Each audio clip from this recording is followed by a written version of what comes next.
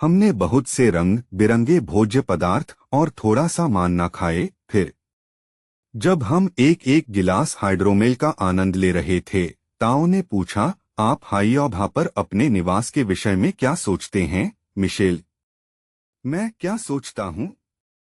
शायद आज सुबह मैंने जो अनुभव किया, उसके बाद आपको यह पूछना चाहिए था कि मैं पृथ्वी के विषय में क्या सोचता हूँ।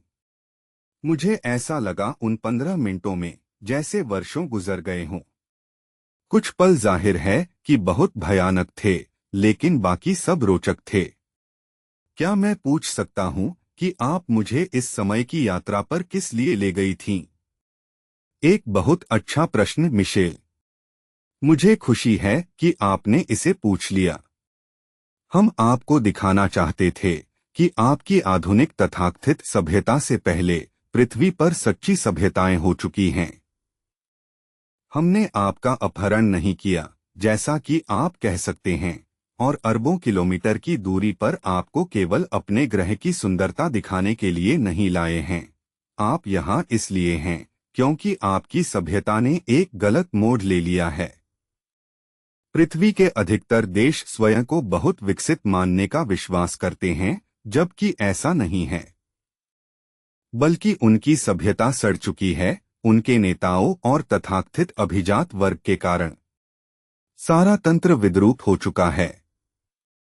हम यह सब जानते हैं क्योंकि हमने पृथ्वी पर बहुत बारीकी से नजर रखी है, विशेषकर हाल ही के वर्षों में, जैसा कि महान थाओरा ने आपको स्पष्ट किया।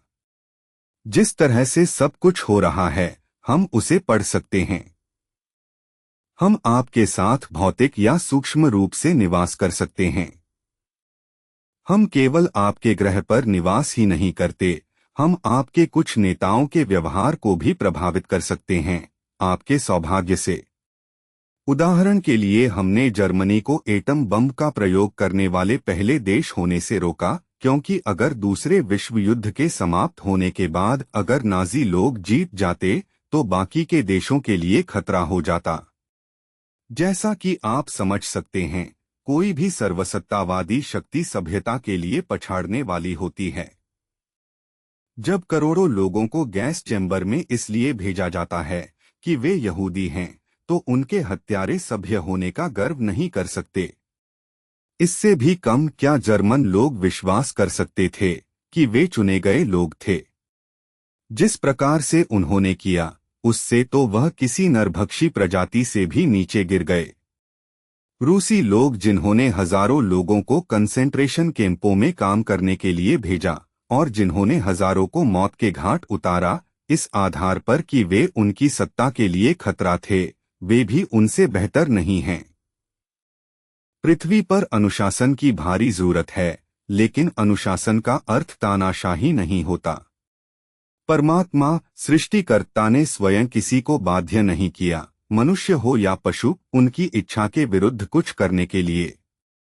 हम सबके पास स्वतंत्र इच्छा शक्ति है, और हमें देखना है कि अपने को आध्यात्मिक रूप से सुधारने के लिए हम स्वयं को कैसे अनुशासित करें।